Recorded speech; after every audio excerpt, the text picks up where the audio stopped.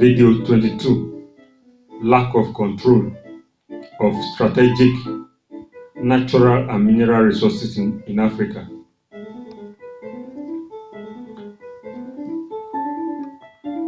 African countries are endowed with one of the largest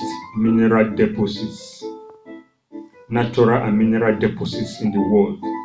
Some of them are listed as follows: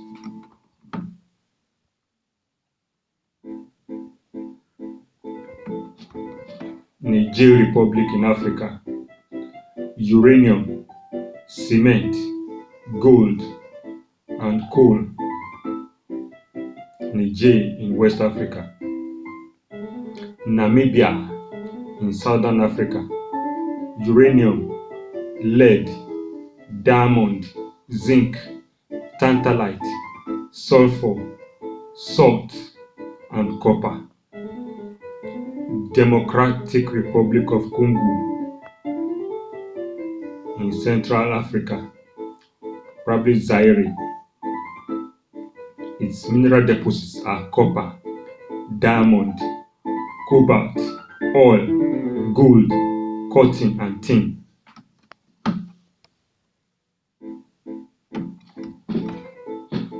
Zambia in Southern Africa, copper, cobalt, and emerald. South Africa, diamond, gold, and others. Nigeria in the giant of Africa in West Africa, oil, uranium, tin, lead, bauxite, iron ore, limestone, and so on.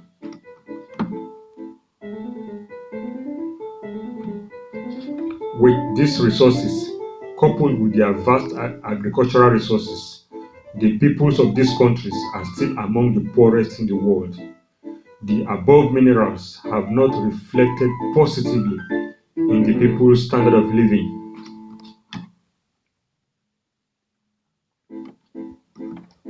These mineral resources are not refined, but exported in crude or raw form. That is, they all export their gold, diamond, silver, oil in crude form. Instead of refining them, stockpiling the refined products and exporting refined products. A notorious case is DRC, that is supposed to be as rich as Saudi Arabia. Democratic Republic of Congo is supposed to be as rich as Saudi Arabia. But massive diamond theft, tax evasion, corruption, and religious intolerance has turned it into one of Africa's poorest countries.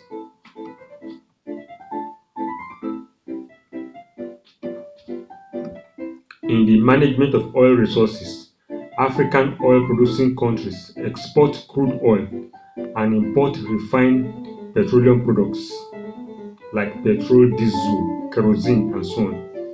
In terms of share or equity participation, in terms of equity shareholding and local management control, African countries are the worst compared to other oil-producing countries or other OPEC countries. Other nations maintain a firm grip of their oil and mining industries. Examples are these.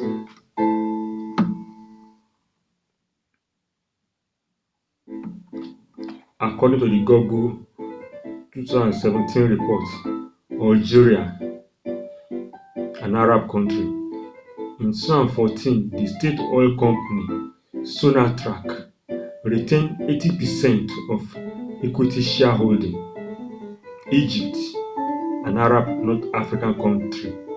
The state oil company Egypt General Petroleum Corporation (EGPC) controls oil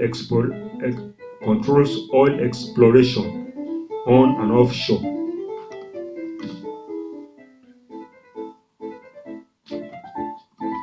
Libya under Muammar Gaddafi experimented with partial nationalization. The Libyan National Oil Company, LNOCO, had production sharing agreement of the ratio 85 to 15 and the ratio 81 to 19 onshore and offshore with major oil companies. Ease of controls started in the 1980s after US sanctions and during the Civil War.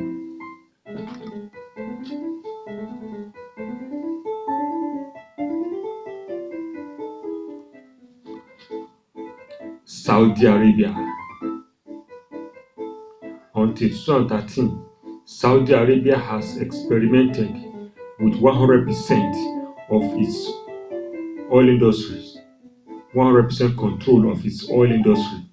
Similarly, Brunei, Qatar, Kuwait, and other Arab OPEC countries exercise strict regulation of their oil industries and are pursuing aggressive economic diversification.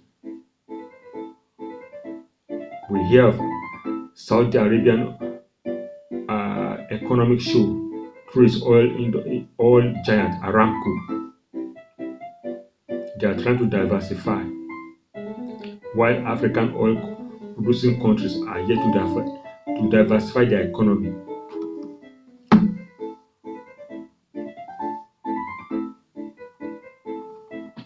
Russia, a major oil producing nation in northern Europe. The state oil company Rosneft majority share is held by the Russian state. The company was trying to buy an American oil company, Citgo, as at the time of the writing of this report in 2017.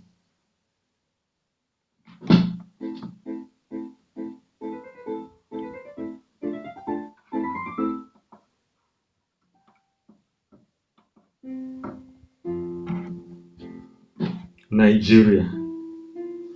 The state oil company is the Nigeria National Petroleum Corporation, NNPC.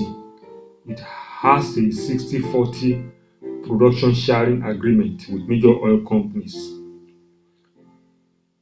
60% ownership by Nigeria, NNPC, and 40% controlled by the foreign oil companies. Later, it was reduced to 40-60 ratio, that is 40% controlled by Nigeria and 60% by foreign oil companies. During a cash crunch in 2017, some people were even suggesting a further reduction of the federal government's equity to provide more money or dollar liquidity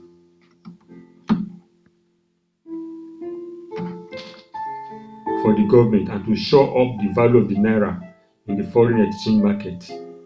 These Canaanites were even suggesting the selling of national assets to their friends and cronies.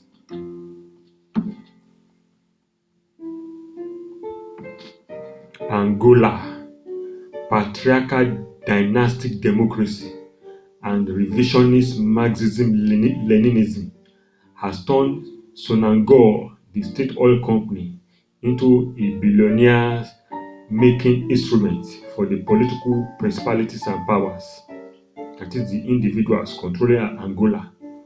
The state oil company is being run by the daughter of the president like a family company.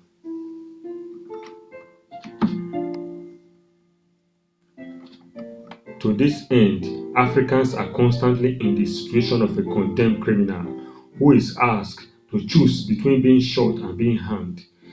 Nationalize the national assets, and the cursed Canaanite Egyptians will have it. Privatize them, and the Asians and the European pirates and buccaneers will take over.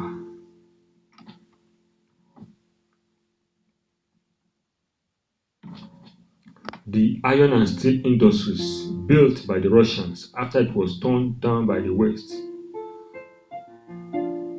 Built by the iron and steel industries in Nigeria, built by the Russians after Nigeria was torn down by the West, would have launched Nigeria into industrialization.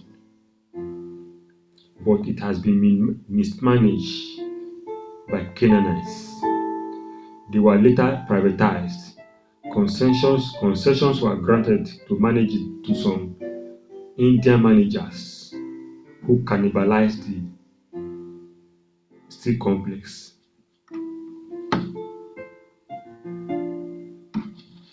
it is very certain that Canaanites cannot lead Africa to economic development.